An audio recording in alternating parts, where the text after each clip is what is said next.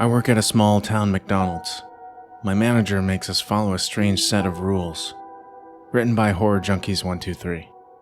Yeah, I'll have a number 4 meal with extra cheese, 2 Big Macs with a large fry, 3 apple pies, and a shamrock shake. Alright, Stan, your total comes to $46.50. The Landwell grunted approvingly as he shoved a greasy wad of crumpled bills into Gary's outstretched palm. Here's your change. I'll call your number when it's ready. Stan trundled away to wait his late-night snack as Gary and I prepared the food. Jeez, man. Does he have a family waiting at home or something? I whispered as Gary shoveled the fries into a red and yellow box. Blair, does that man look like he's got a wife and kids?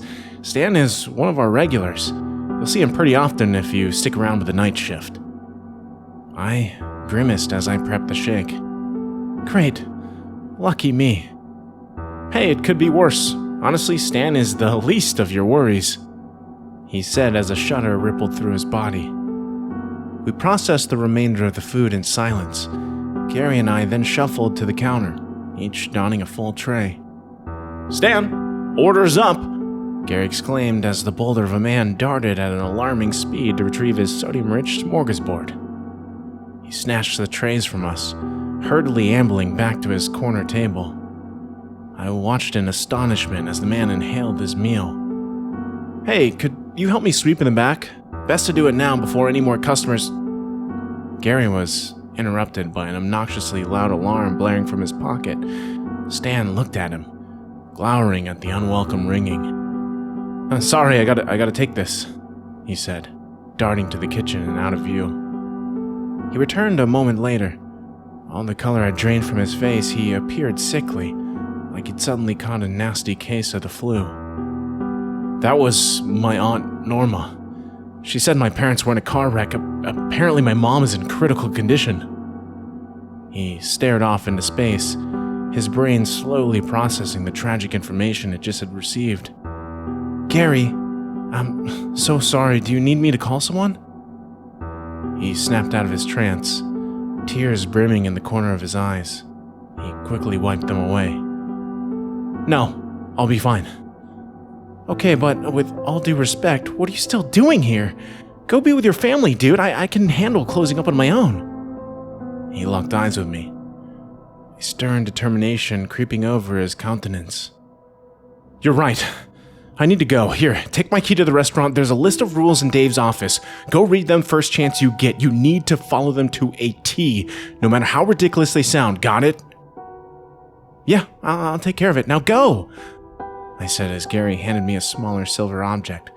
He sprinted out the door, letting it slam shut behind him. I fashioned Gary's drive-thru headset below my hat and headed to the back to familiarize myself with the nighttime protocols. I laboriously pushed open the door to Dave's office. You'd think that thing was made from solid gold with how heavy it was. I surveyed my surroundings, and my eyes immediately falling to the life-size portrait beaming back at me. Really, Dave? Even I'm not that self-absorbed, I muttered, continuing my search. I defaulted to the pockmarked bulletin board to my right. There they were, posted clear as day. I swiftly scanned over them. Rules for the night shift. Number 1. You're allowed a 7-minute grace period. No exceptions. Number 2. If a hooded figure knocks at the drive-thru window, do not answer it. Stay out of its direct line of sight and it will leave. Number 3. If Stan claims that you forgot his pickles, offer him a free complimentary chocolate shake. If he refuses, lock yourself in the office and call Dave. Number 4. No outside food or drink. Number 5. If a blood-like substance begins seeping from under the grill, mop it up until it stops. No, it is not blood. Number 6. An old woman in a shawl will come in exactly 10 minutes past 1. Avoid looking at her for too long. She will not leave until you ask her where Tony is. Number 7. If a small child appears telling you he lost his mother, ignore him. He does not have good intentions. Number 8. You are required to comply with the employee's dress code. Speak to management if you need clarification on what is acceptable. Number 9. If you are alone and you feel the undeniable sensation of being watched, lock yourself in the office immediately and wait for it to dissipate. Number 10. The store closes at 2 a.m. Before you clock out, place 2 packages of raw burgers on the stove. Number 11. Always leave the restaurant by 2:37 a.m. The Hamburglar doesn't like company. And number 12. Failure to adhere to these rules will result in immediate termination.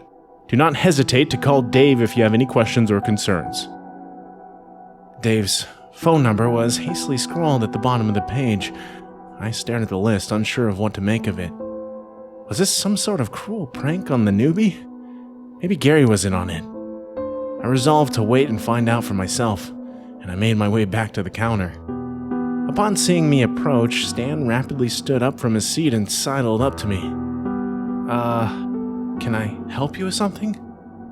Yeah, you forgot my pickles. I mentally rolled my eyes. Gary hadn't been gone for 10 minutes and the fun was already ramping up. Look, I watched my coworker make those. I know he didn't. I began before Rule 3 crept into my head. I'm sorry.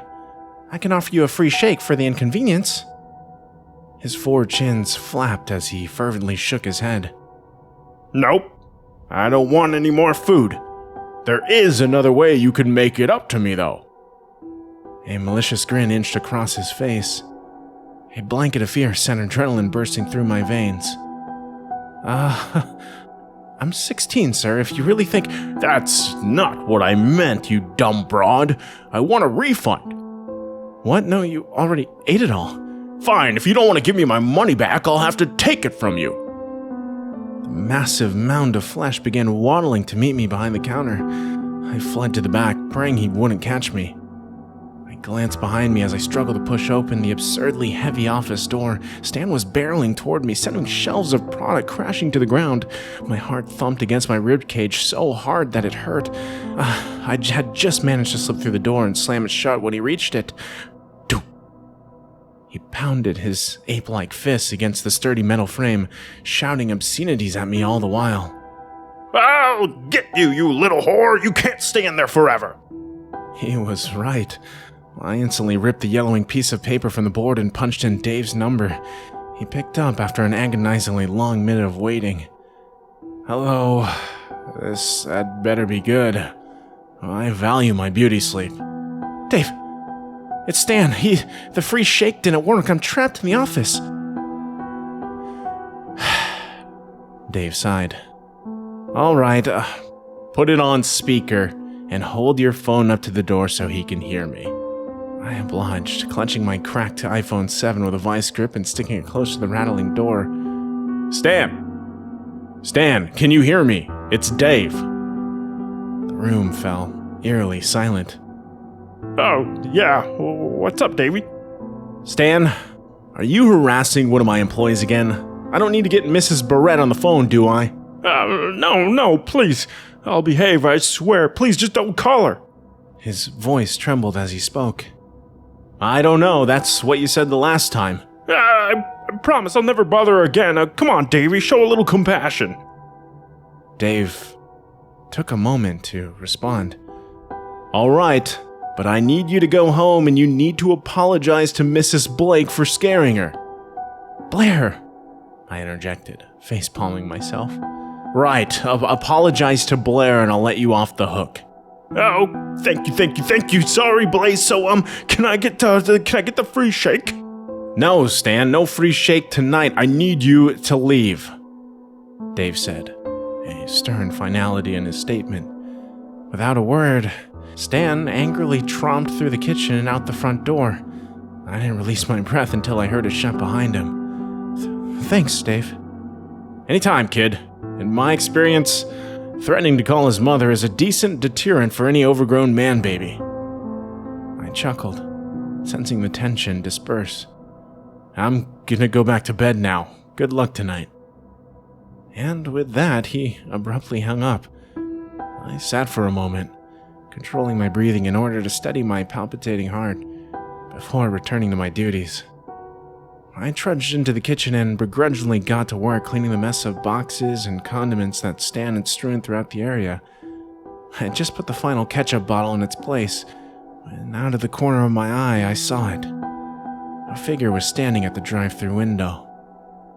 I immediately tensed up, every muscle in my body freezing in place. It glared at me, yellow glowing eyes piercing the darkness. It raised a gloved fist and knocked lightly on the thin glass. The sound freed me from my stupor. Rule 2. I dashed to the counter and crouched behind it.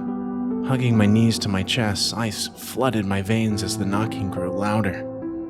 The window shook in its frame as the light knock soon escalated to rapid pounding. I squeezed my eyes shut, terrified at the notion that the slim barrier to the outside world wouldn't hold. The constant noise assaulted my eardrums, crashing against them like thunder during a storm. The knocking crescendoed into a fever pitch of resounding slams. Just when I thought I might lose my sanity, it stopped. I glanced up in the midst of the unsettling silence I found myself in. It was gone, as if the entity had never appeared in the first place. I gradually stood and took my time getting my bearings. I hesitantly peeked around the corner at the drive-thru. Nothing. Not so much as a scratch on the glass. I glanced down at my phone. 12:15 a.m. Okay, less than 2 hours. I could handle it, right? I began sweeping like Gary was beginning to ask me to do prior to receiving his unfortunate news. I was thankful for the break in the action. I didn't know how much more I could take. Apparently, I could take a lot more, as I came to find out. A couple of college kids stumbled in, trying to hide the fact that they were obviously stoned out of their minds and retrieved the pickup order. I watched as they clumsily staggered out the door. One of them held it politely for a small old lady. An old lady wearing a shawl. She didn't utter so much as a thank you, beelining up to the register with purpose.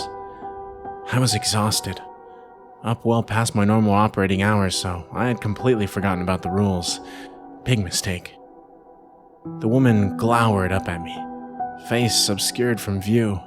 Her head covering was black as well as the rest of her outfit, not unlike a ninja you'd see in a movie. The aura she radiated frightened me, but not enough to release me from my sleepy haze. Ah, hello. How can I help you? I yawned, lazily, covering my mouth. The woman didn't move a muscle. She scowled at me, yellow reptilian eyes piercing my psyche and sending my heart into overdrive. Ma'am? Would you like to order something? Nothing. The longer we continued our staring match, the more sedated I felt, and not just due to the lack of sleep. She had some sort of strange pull over me. I nearly nodded off, my mind wandering back to the instructions. Before I passed out, I murmured, "Where's Tony?" Suddenly, I was released from my trance and the woman was nowhere to be found, like she had simply vanished into thin air. My eyes widened. Whew, that was close. That was too close. I trudged to the sink and splashed some cool water in my face, then poured myself a large cup of coffee. I knew it would probably keep me up well past closing, but hey, if it helped me avoid another incident like that, I was all for it. I had just finished dumping the dustpan into the trash when I felt it. A peculiar sensation crept over me like bugs crawling on the back of my neck. I was being watched, but from where? I sensed it coming from the drive-thru. I whipped my head in that direction. Empty. It shifted to the dining area. No one was there. I grew lightheaded and panic began to surge through my system. A breeze swept past my ear and I swear I could hear a soft, almost imperceptible voice whisper, "Play." I bolted to the office, slamming the door shut as quickly as I could. What was that? I paced around the office like a caged animal, anxiously waiting for something, anything to happen. After what felt like an eternity, it began to dissipate without incident. I sat for a moment, contemplating if this was really the right career path for me. Was every night like this? I was snapped back to reality by static emanating from my headset. I ripped it off until the noise stopped. A bumbling male voice crackled through it. "Hey, is this place open?" He slurred, obviously under the influence. Yeah, what do you want to order? I was beginning to lose my cool. Between all the strange occurrences and the inebriated customers, my patience was wearing thin. I'll have a filet-o-fish meal. Coming right up. I made my way back to the kitchen and began preparing his order. Who the hell comes to McDonald's at 1:30 in the morning for a freaking filet-o-fish? I grumbled, purposely dousing a sandwich in sauce. I served the man, hoping to get rid of him as soon as possible. Thanks. Hey, is that a kid at the counter? I turned my head, and sure enough, there he was. A mess of blonde tangles and deep blue eyes peered at me from the register. I sighed. Yeah, I'll take care of him. Have a good night. A child, unaccompanied in my restaurant. Just what I needed. I began to approach the counter when Rule 7 blared in my head like a tornado siren. I froze mid-stride. Just ignore him, Blair. It's almost 2. You got this. I reassured myself, starting my closing duties early. That was easier said than done. The child began wailing, shrill, high-pitched screams reverberating off the walls. He ran into the kitchen area, allowing me a full view of his tiny frame. The boy couldn't have been older than 6. His Pac-Man t-shirt looked well outdated, and he was filthy, as if he hadn't showered in years. He began tugging on my shirt, begging for attention. Please, help me, lady, I can't find my mommy, he cried, tears streaming down his rosy cheeks. He was relentlessly pulling at my clothing. That was it. I reached my breaking point. If this child, monster, demon, whatever he was planning on killing me, he could go ahead and put me out of my misery. I was done. Get out! Just screw off and leave me the hell alone! He immediately quit sniffling and straightened up as if he'd flipped a switch. Red tinged his striking pupils. Dread began sinking into my gut. A malicious grin blossomed across his lips. You made the right choice, he growled as he headed toward the exit. Weirdo kid, I mumbled, returning to cleaning. I finished up and waited around for 2 to hit, praying for a quiet, uneventful end to my first nightmare closing shift. Of course, my prayers went unanswered. I had a mere 3 minutes until I was supposed to clock out when I spotted it. A dark red, viscous liquid oozing from behind the stove. Great! Awesome! Just what I needed. I filled up a mop bucket in the storage closet and began sopping up the mystery fluid. If it wasn't blood, it could have fooled me. A persistent copper taste assaulted my tongue every time I opened my mouth. I gagged, forcing vomit back down my throat.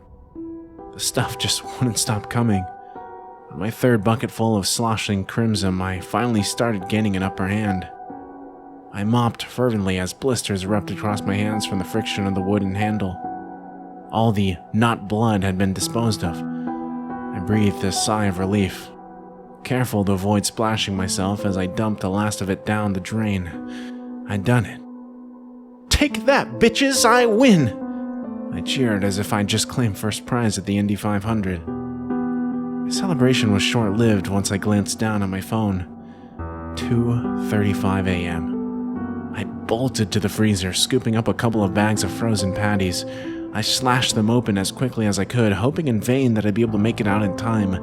I dumped their contents on the grill, then turned to toss the packaging in the trash. My heart plummeted into my gut. A man stood before me. His black, dead eyes matched that of a small mask, encompassing the top half of his face. Wispy red hair sprouted from his floppy hat. A matching tattered black and white striped uniform framed his features, accompanied by a dingy red tie dotted with images of burgers. He grinned at me, jagged, rotten teeth sending a chill undulating through my entire body. He spoke, a rough, gravely voice shattering the tense silence. Look, I know you're new here, so I'll spare you this time. But if I ever catch you in here this late again, I won't think twice about increasing my calorie intake. His wicked smile exuded a malevolent hunger that still haunts my nightmares. A wet, gray tongue wormed its way around his cracked, withered lips. I felt like a mouse about to be devoured by a rattlesnake. He scowled at me. What are you still doing here? Get out! I suddenly regained my mobility. I tore through the dining area and burst into the cool night air. The Hamburglar's soulless stares followed me into the vacant parking lot. I hurriedly locked him inside and raced to my car as a torrent of emotions flooded through me at once. Fear, anger, and confusion were all prominent on my desolate drive home. In the end, rage won out. I wasn't scheduled the next day, but I was determined to make that smug prick in charge at least give me some sort of explanation. I returned to the Golden Arches around 4 hours later, running on zero sleep and a whole lot of Maxwell House. With fire in my eyes, I flung the door open and marched straight into Dave's office. Oh yeah, it was great. Had his car repossessed and everything. Oh, hey Blitz. For the last freaking time, it's Blair. B-L-A-I-R. Not Blitzen, not Blaziken, not Blakely, Blair. Dave furrowed his eyebrow, mouth slightly agape. Yeah, Jim, I'll have to get back to you. He ended the call and furiously pocketed his phone. Do you even know who that was? I mean, why the hell do you think you can just storm into my office like this? No, you listen to me, Davy boy. I just had the worst night of my life. Every weird thing that could have happened, happened, and you don't care one bit. I see you've come acquainted with our more troublesome clientele. Yeah, I have, and I'm not dealing with that crap again. I quit. I hissed, dramatically slapping my hat onto his polished cedarwood desk before turning to walk out the door. Wait! 25 an hour. I stopped dead in my tracks. I reluctantly faced him. A sly, toothy grin was stamped on his greasy face. I mulled it over. That was almost double what I was currently making. I could have my college paid for in no time. 27, and you've got a deal. You drive a hard bargain, Mrs. Blair. I accept, he said, extending his hand. I begrudgingly shook it, cringing as his sweaty palm gripped mine. I'm glad you were able to see reason. Welcome to the night crew. Thank you guys for listening. Again, that was I work at a small town McDonald's. My manager makes us follow a strange set of rules. I think I'm in way over my head. That was written by Horror Junkie 123. And, I actually just want to go ahead and give some of my thoughts here at the end. I did see and had some of you guys comment that, I guess I remind you of the Dark Somnium, and I checked out his channel. I like what he did too at the end, where he kind of gives his thoughts about the narration. So I did like that, and I do want to go ahead and do that. So I credit him for doing that. I think it's a nice little spin on these narrations, specifically even with this one, because it's funny. I actually used to live in a small town, and at one point I worked very briefly at a McDonald's. So, this story was very interesting to me, and there's always weird things going on, right? I just feel like a small town McDonald's, and this is like to a whole nother level, right?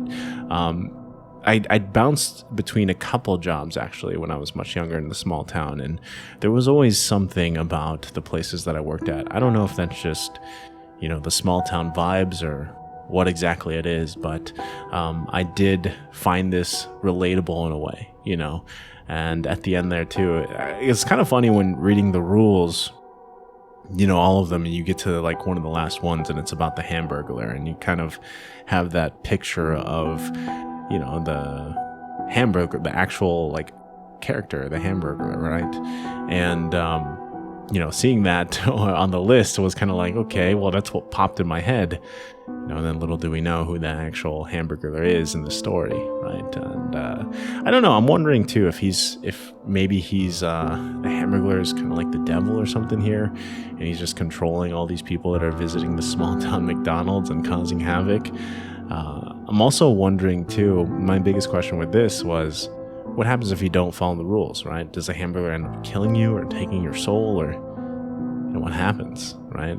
Because we did hear that Davy boy terminates those workers. Well, maybe he does that out of safety, right? So I overall like this story. It was a lot lighter, and these are nice. Again, this is nice for me because it was relatable. And maybe some of you guys listening to this also will, kind of relate to this if you ended up working at McDonald's, or maybe you're from a small town as well. So hope you guys enjoyed this, and we'll see you in the next one.